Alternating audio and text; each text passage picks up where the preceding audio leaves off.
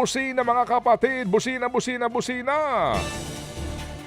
Dahil po sa meron po na namang malaki-laki na dagdag singil sa per liter po ng petrolyo simula ngayong araw ng Martes.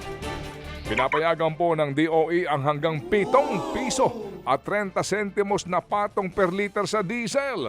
Nasa 6 pesos naman and 80 centavos per liter ang dagdag singil sa gasolina, habang 4 pesos at 22 sentimos naman ang per liter po ng kerosene. Hindi po naman daw hihilingin ng DOE sa mga oil companies na utay-utayin ang dagdag singil gaya po ng ginagawa nila noong nagdaampong linggo. Ito na ay kalimang sunod na linggo mga kapatid na nag-uumento po sa presyo ng petroleum products dahil sa simuling pagtaas ng tensyon sa pagitan pa rin po ng Iran at ng Estados Unidos. Samantala, panahon na po para alisin ang system loss sa mga isinisingil sa mga consumer ng kuryente. Ayon po yan sa naging pahayag ng Pangulong Bongbong Marcos Jr. kahapon. Sa ikalimang sona po ng Pangulo, nanawagan si Marcos Jr. sa Kongreso na amyendahan ang Electric Power Industry Reform Act para po ipagbawal ang pagpasa o pagpasa ng singil ang system loss sa mga consumer. Ang system loss ay ang kuryenteng nawawala sa pagdaloy nito mula po sa mga planta patungo sa mga bahay dahil sa mga isyong teknikal o di kaya ay sa jumper o nakaw na kuryente. Ayon kay Marcos Jr., hindi na dapat kargo ng mga consumer ang pagbabayad para rito, lalo't hindi naman nila kasalanan kung bakit nagkakaroon nga ng system loss. Kaya naman hindi na raw dapat ito ikinakarga sa bill na pinapatungan pa nga ng Value Added Tax o VAT. Kasabay niya, nanawagan po naman si Pangulong Marcos Jr. na itaas ang taunang income tax exemption para po sa mas malaki ang sahod na maiuwi o para mas malaki daw po ang sahod na maiuwi ng mga manggagawang Pilipino sa middle class. Klaruhin ko lang ito po ay sa lower middle class. Sa kanya nga pong sona kahapon, sinabi po ni Pangulong Jr. na nais niyang palawakin sa hanggang 350,000 piso ang saklaw ng taunang income tax exemption. Sa ngayon kasi hanggang 250,000 piso lamang ang taunang kita na kung saan po ito ay hindi na pinapatawan pa ng income tax. Nais ng Pangulo na bawasan po ang pinansyal na pasanin daw ho ng mga manggagawa, lalo pat patuloy pong lumolobo ang iba't ibang gastusin gaya po sa petrolyo at kuryente sa gitna po ng gera sa gitnang silangan. Dagdag pa ni Marcos Jr., hindi na ho daw dapat ng pinapatawan ng minimum corporate income tax ang mga maliliit na negosyo.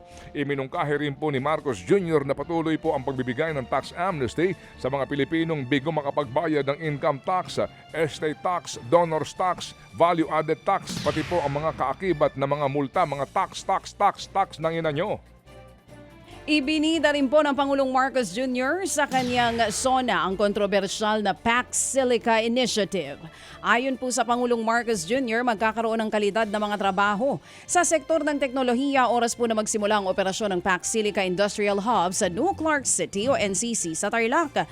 Dagdag pa po niya nakasentro ang itatatag na sistema nito sa Artificial Intelligence o AI. Umaasa rin po ang Pangulong Marcos Jr. na makatutulong ito sa pagsulong ng industrial competitiveness ng bansa at pagpapasigla po sa ating ekonomiya. Ang PAC Silica ay isang inisyatibong pinangungunahan ng Amerika na layong magtatag ng panibagong supply chain para sa computer chips at teknolohiya para mabawasan ang pagdepende sa China para sa mga pyesa. Pinalagam po naman ng grupo ng exporters ang pagpapataw po ng Amerika ng panibago pong taripa sa produkto po ng ibang bansa dahil umano sa forced labor. Nauna pong inanunsyo ni US President Donald Trump na papatawan po ng 10 hanggang 12.5% na taripa ang produkto po ng 6 na pong mga bansang umano'y tumatangkilik pa rin ng mga produkto gamit po ang forced labor.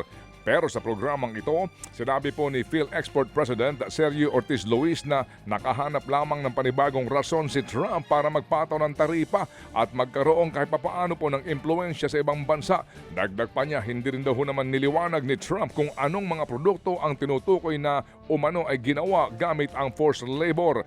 Gate pa ni Ortiz Luis, hindi rin po kontrolado ng Pilipinas kung anong klaseng forced labor ang ginagawa sa ibang mga bansa.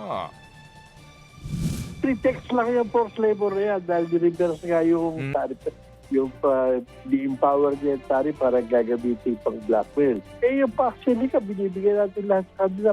Babanata naman tayo ng forced labor ngayon na hindi naman tayo guilty. Ano bang klaseng relasyon meron tayo sa Amerika? Yan po ang tinig ni Sergio Ortiz Luis Jr., ang presidente po ng PhilExport. Mga kapatid, patuloy po kayong tumutok sa 105.9 True FM para sa totoong balita, impormasyon, music and entertainment. Mag-subscribe sa aming YouTube channel at podcast at sundan nyo kami sa Facebook, Instagram, X at TikTok sa True Network PH. Bisitahin din po ang aming official website, truefm.ph.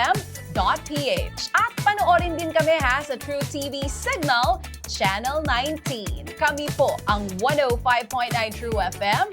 Laging true sa'yo, kapatid. Dito tayo sa totoo, tunay at tapat.